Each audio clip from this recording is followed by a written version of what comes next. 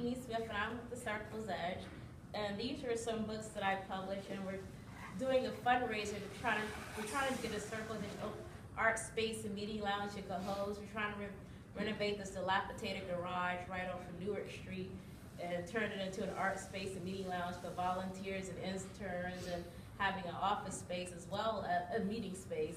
And it will also help revitalize Main Street in Cohoes. So we're doing fundraisers, and part of the fundraisers, like if you could donate some money, we'll give away, you know, some of the books. This is the first book I published called Conversation Out of Chaos, and I'll read a little excerpt from here.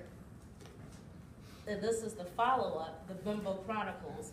I changed the cover. This is kind of like the, what do you call it, the draft.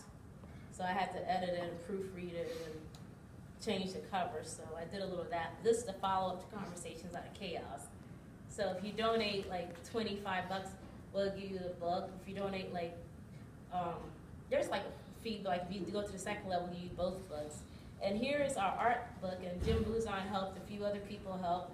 And it's an art book called A Different Perspective, and it has art and excerpts and other things in that. And this is definitely in the process of being edited, so this isn't the finished product, but it's like art and so forth. So I'll read an excerpt from Circle's Edge.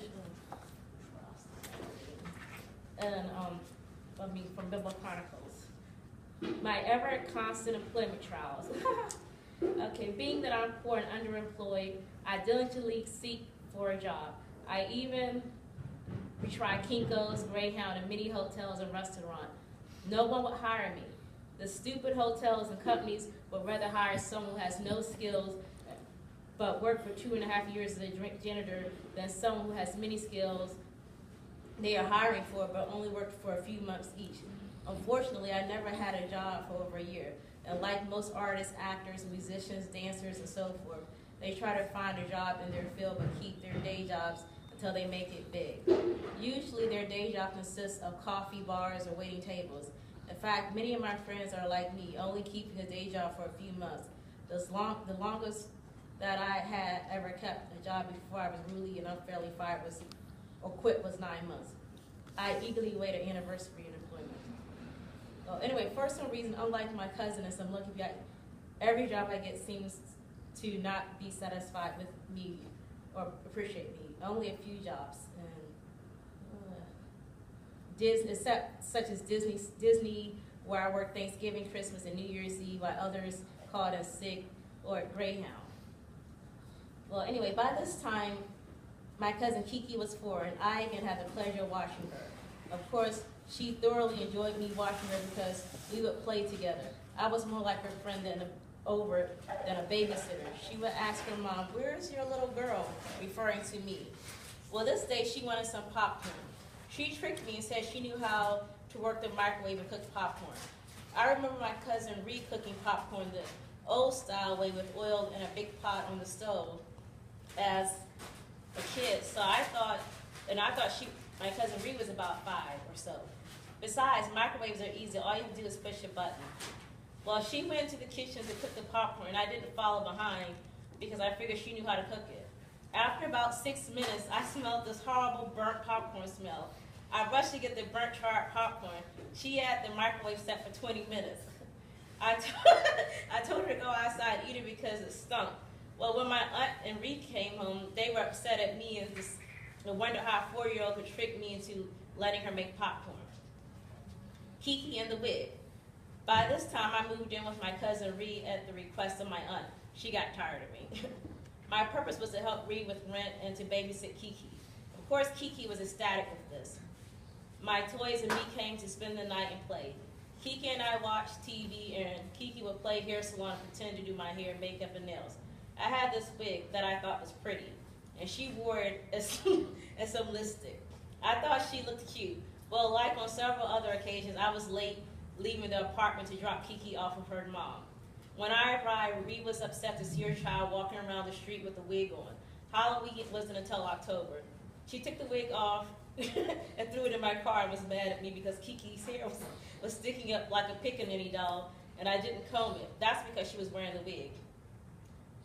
I still was underemployed and poor, and I had this part-time, low-paying job at the gym. I got another part-time, embarrassing job as a giant coffee cup for publicity and promotion at this coffee shop. I would wear this hot-ass costume and pass out flyers on the sidewalk. I also had this part-time job at a dancer. That's why I had the wig, where I made my own schedule and worked at will and got paid in my tips only. My purpose for living with Riri was to help her with rent and Kiki. Of course, when rent was due, I was short on cash, so I gave Riri food stamps for rent. Of course, she was pleased at me and threw me out to find another abode. So that's this one. Yeah, you could have read the whole thing. Huh? You should have read the whole thing. You had all those laughing all night. I know, right? And here's the follow-up, the Bimbo Chronicles. And I actually I added the picture, but I drew the picture as well. Who is that on the front? Who does it look like? The bimbo. There you go. Thank you. I drew my artwork the best I could do. Okay. No, it's good. Okay, this is called Antics with Renegade, who became an ape. You'll probably know who this is, Tim, in the comments. I officially renamed Renegade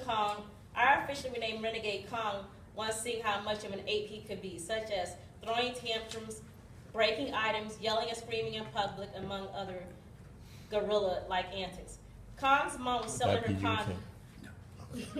Kong's mom was selling her condo and moving to the country. I wanted/needed a spacious place to stay on my own and to store my stuff. Mom wanted me and Kong to move in with her and go mad. Kong asked if he moved in, where would my mom put all of her junk?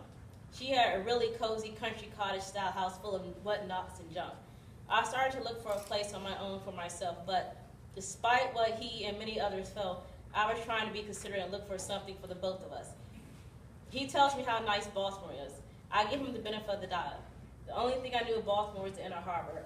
As my roommate said, me being slum on my cars and not noticing and realizing things, I overlooked many signs and wonders and foolishly moved in with him. They started packing their condo the week before they had to move. He actually waited until the day before to pack. I had to get a U-Haul, and his mom had to call his job to say how sick he was just to get off work.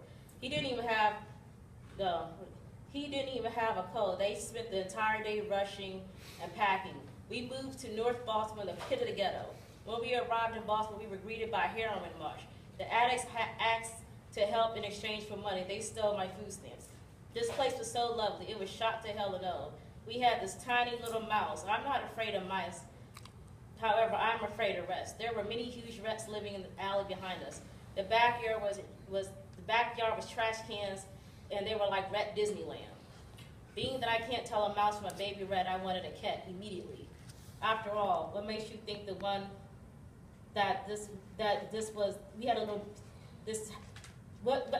my God.